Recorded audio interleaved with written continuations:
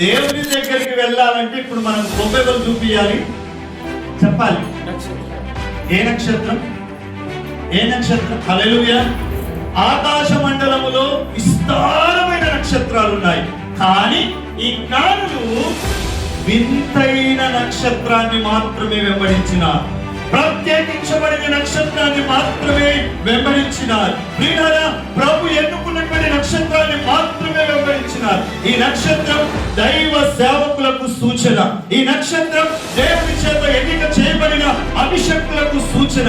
ప్రియులారా, ఒక వ్యక్తి దేవుని దగ్గరికి వెళ్ళాలి అని అంటే, ఒక వ్యక్తి దేవుని కలుసుకోవాలి అని అంటే, ఒక వ్యక్తి సత్యదేవుని ఆశ్రయించాలి అని అంటే, తప్పకుండా వింతైన నక్షత్రం నీకు కావాలి, ప్రత్యేకించబడిన నక్షత్రం నీకు కావాలి, అభిషేకించబడిన నక్షత్రం నీకు కావాలి. అన్ని నక్షత్రాలే కదా అని ఆకాశంలో ఉన్న నీకు నచ్చిన నక్షత్రాన్ని వెంబడిస్తే దేవుని దగ్గరికి వెళ్ళవు, నరకానికి వెళ్తావు. ఏ నక్షత్రాన్ని వెంబడించాలో తెలుసా? వింతైన నక్షత్రం. హల్లెలూయా. వింతైన నక్షత్రం అంటే అన్ని నక్షత్రాలకు ఈ నక్షత్రానికి ఉన్న తేడా తెలుసా? అన్ని నక్షత్రాలు మామూలు సైజులో ఉన్నాయట, కానీ యేసు పుట్టినప్పుడు ఆ ఆవిర్భవించబడిన నక్షత్రం అది వింతైన తోకచుక్క. అందుకే స్టార్ పెట్టుకోవద్దు. స్టార్ అన్ని స్టార్లే, స్టార్ కాదు. ఏ స్టార్? అది తోక చుక్క పెట్టుకోవాలి ఇంటి ముంగట. హల్లెలూయా.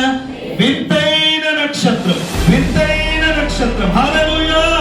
అందరూ సేవకులే, అందరూ దైవజనులే, అందరూ అభిషేకులే. ఎవరినో వారిని, మీకు నచ్చిన వారిని, మీకు ఇష్టమైన కథలు చెప్పే వారిని, మిమ్మల్ని హెచ్చరించని వారిని, మిమ్మల్ని గర్తించని వారిని మీరు ఏర్పాటు చేసుకుని వాళ్ళని వెంబడిస్తే యేసు దగ్గరికి తీసుకుపోతాడో తెలియదు, ఏ రోజు దగ్గరికి తీసుకుపోతాడా తెలియదు. హల్లెలూయా. ఒక వింతైన నక్షత్రం దేవుడు మీ కొరకు ఏర్పాటు చేస్తున్నాడు. ప్రియులారా, దైవ సేవకులు వెంబడించారు.